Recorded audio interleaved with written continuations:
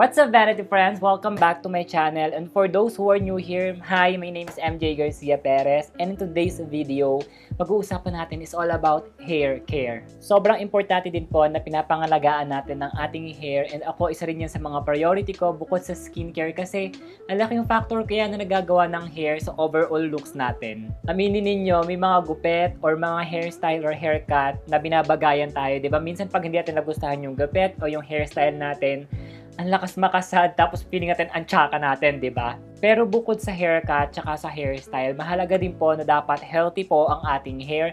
Kasi pag healthy siya, mas madali siyang i-style, tapos hindi siya nadadamage. Lalong-lalo na kung mahilig magpakulay ng buhok, mahilig ka magpa-treatment ng hair, katulad ng rebond, tapos mga firming, ganyan. Dapat talaga panatiliin natin na healthy ang ating hair and ating scalp.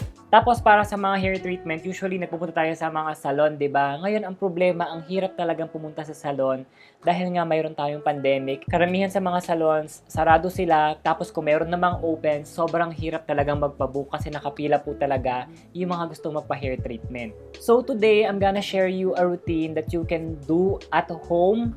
Pwede mo siyang gawin kahit wala kang background sa pagtitreat ng hair. For this, we only need 2 products. Syempre, bukod na po dyan ang preferred nyo na shampoo and conditioner.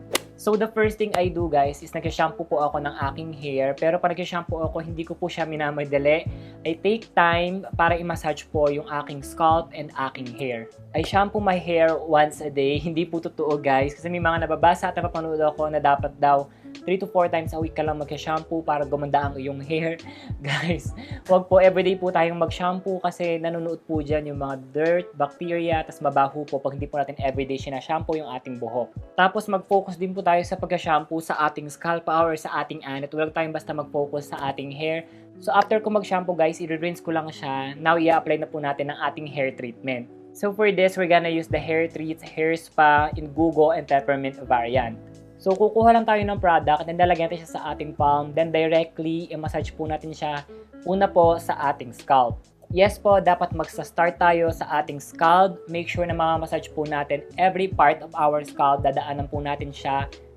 Now, pag na-make sure mo na na-massage or nalagyan mo na ng treatment yung buong scalp mo, pwede mo na siyang i-apply papalabas sa iyong hair hanggang pabandang dulo. Make sure na buong buhok mo ay malalagyan ng treatment at mamamassage mo para equally po yung pag-treat ng product sa ating hair. So, after mo nang ma-apply at ma-massage yung hair treats sa inyong scalp at inyong hair, maghihintay lang po tayo ng 15 minutes para po mag-penetrate yung active ingredients ng hair treats sa ating scalp and hair. Tapos, pwede ka rin maglagay ng shower cap or hair cap kung meron po kayo. But in my case, hindi na ako naglalagay nun. What I like about hair treats, guys, is its active ingredients. This product contains mineral oil and glycerin that can moisturize our scalp and hair. This specific variant contains peppermint oil that stimulates blood circulation on our scalp that promotes hair growth.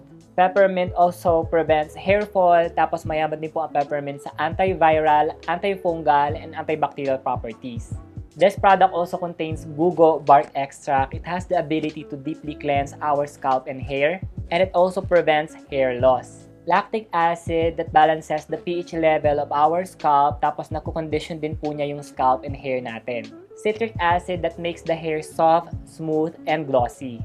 And lastly, menthol, it has the ability to stimulate blood circulation in our scalp to promote hair growth.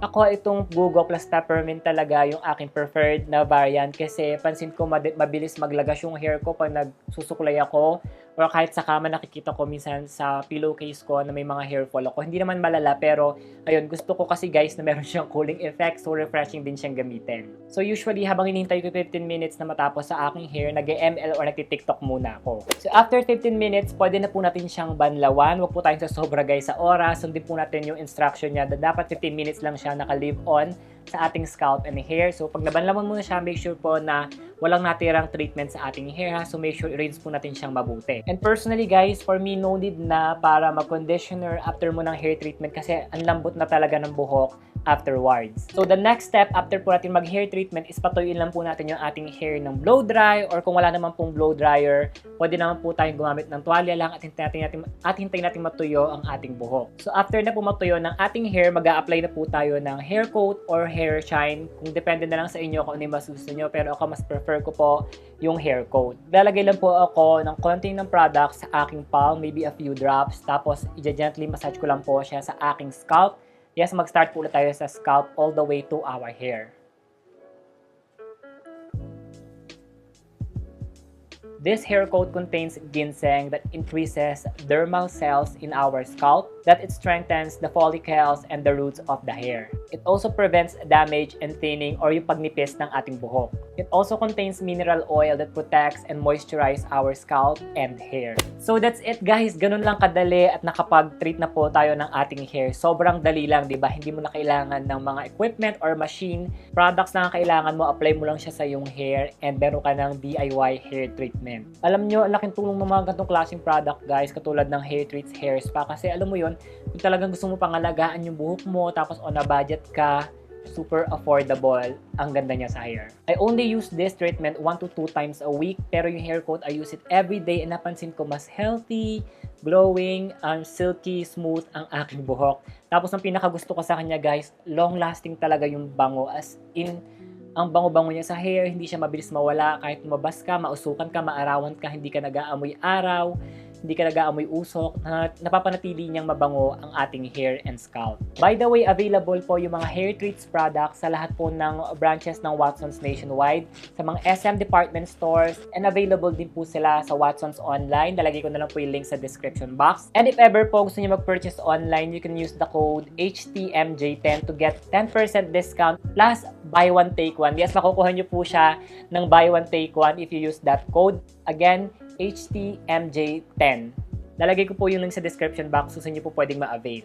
By the way guys, hindi lang po gugo plus peppermint yung variants po ng hair treats ha. Depende po yun sa kung ano gusto nyo ma-achieve sa inyong hair. So I'm gonna flash a video kung saan papakita ko sa inyo yung iba't ibang variants ng hair treats.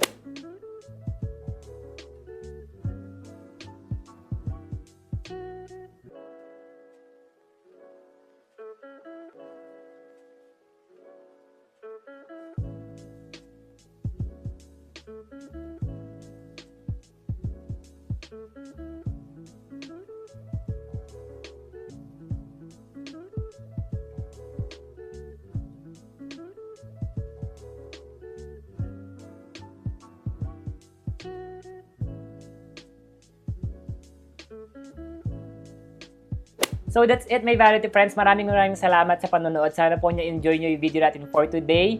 If you like it, don't forget to like this video and subscribe and follow me on all my social media channels, all at MJ Garcia Perez. And mag-join na rin po kayo sa ating private group sa Facebook, #VanityFriends. It's a community ng mga mahilig sa skincare and makeup. Maraming salamat my vanity friends. God bless us always, and as usual, you guys are really awesome. Bye!